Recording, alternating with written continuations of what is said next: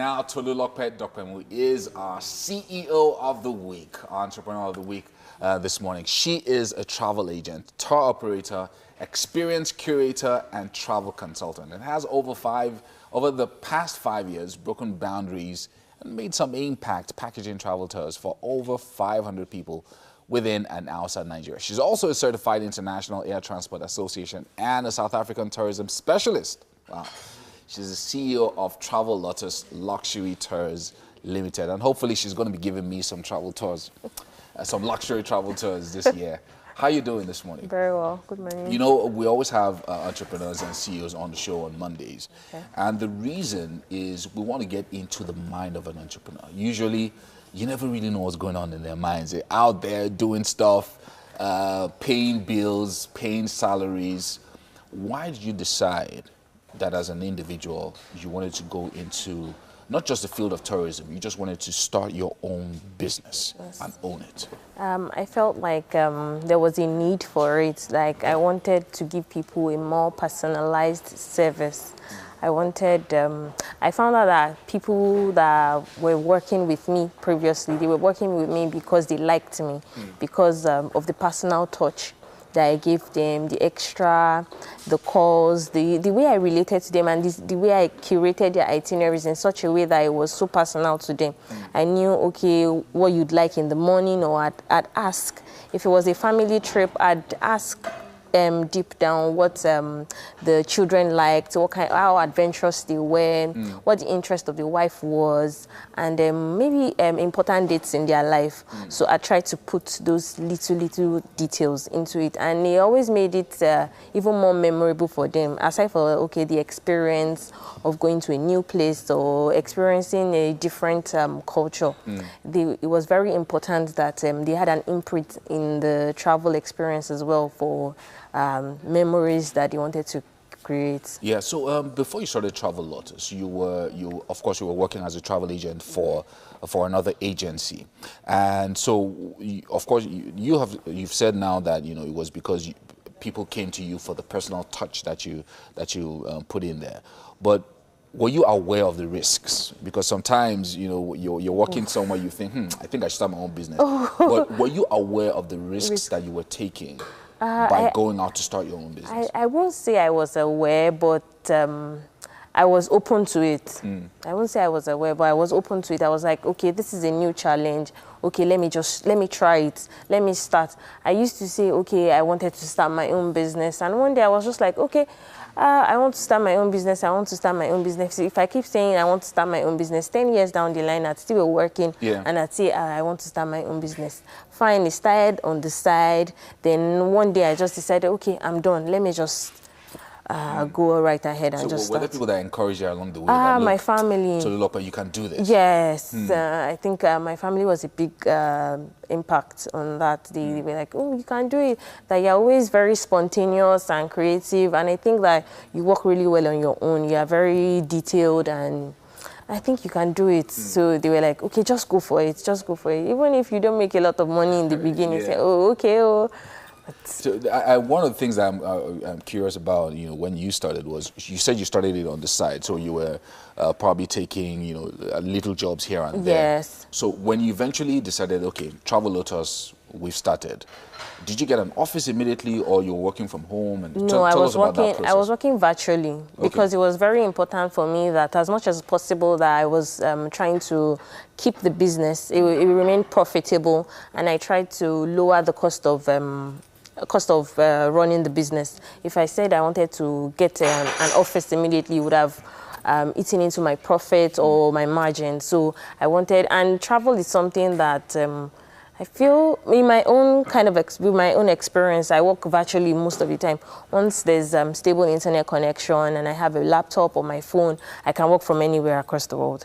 So you didn't have to. So I didn't have to put that much funds into the bricks and mortar place. Yes. And then, how did you establish trust? Because one of the things that you said was that people came to you. That's people you've already worked with when you were with another agency. But how did you then grow your client base and establish trust?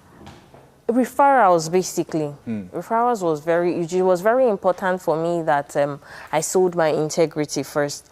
I feel after I left paid employment, the first person that worked for me paid money into my bank account. Wow. With my name.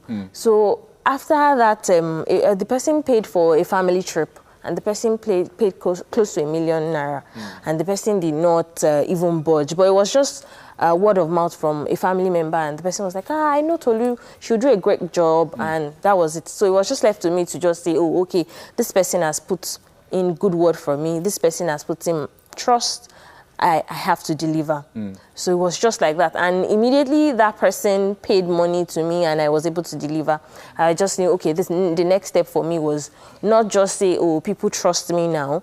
Let me build on it. Let me register my company and have a dignified and established front. Register the company, have a bank account, have... Which is really important, because you talked about trust, you talked about integrity, which is one of the things that you also mentioned. Because there's a lot of players in the industry now, people doing different things, people that are hustlers, people that they're not really agents or certified in any way, but they just try and come up with all these things. And so how important is it to maintain that good name in this business? It's very important. It's very important. I'd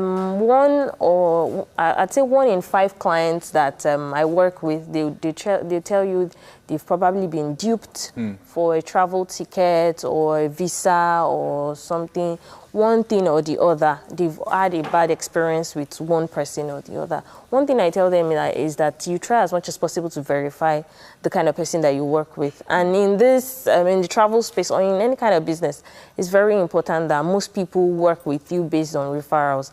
Even on social media, they come to you, they'll see feedback that previous clients have had with you, or they just come to your comments. Just check the interactions that kind of business has had with other people prior to saying, oh, okay, I want to purchase a service from this kind of person. Because travel is something that you have to, it's not something that is cheap per se. So you have to pay a huge sum of money and expect something in return. So once you've already paid, you've already committed. So there are a lot of times that you have issues that when people pay, they don't get the service that it's just do your groundwork, make sure that you research the kind of person that you're paying to. So finally, I mean, one of the things that I know a CEO needs is people they can trust. Apart from the fact that you want clients to be able to trust you, you also need people that can stay, people that you can train and all of that. How have you worked with staff? How have you chosen them? How's it been? Choosing staff, that's been pretty difficult, because you at different points you realize that, okay, this is what I need. So it's getting the person to understand or key into the vision that, okay, this is what I'm projecting, or this is what we are trying to achieve. This as a company is always very, very dicey somehow. You just try to just say, okay, I'm going all in.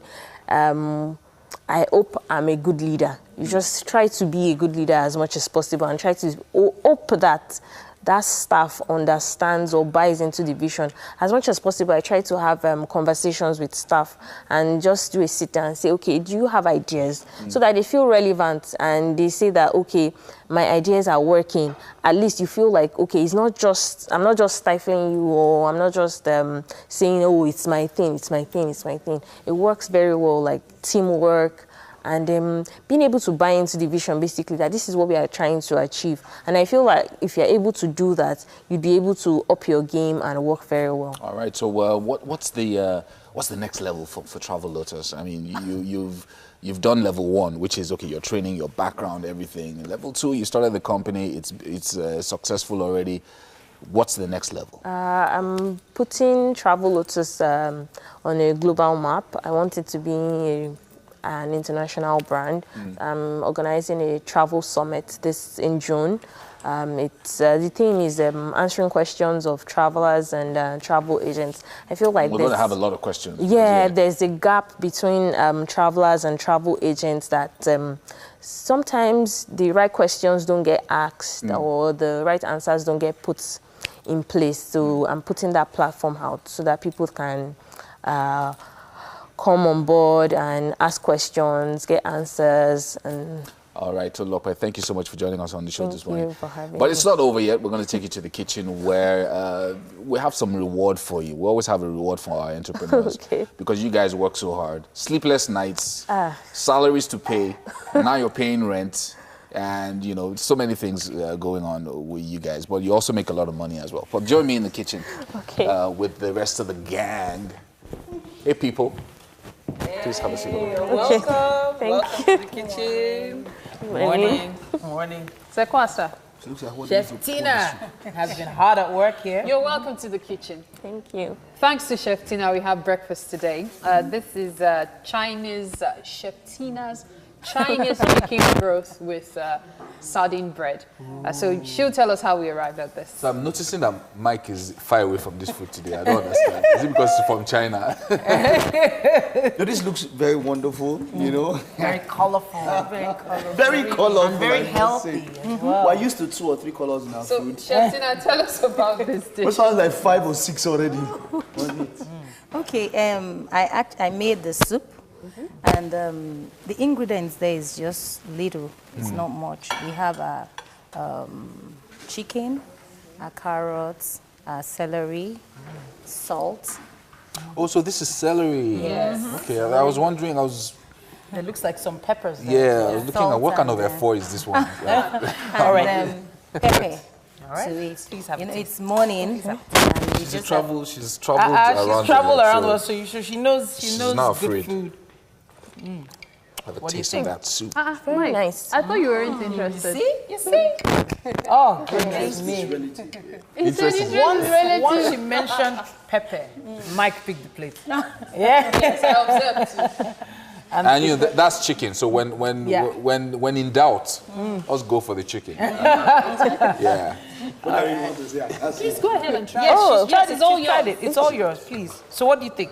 It's really nice. All right. Yes. All right. Well done once again, Chef Tina. And happy birthday once again. Birthday. We should do something with Chef Yes, Tina. thank you She's for always the come through cake. with us. tomorrow.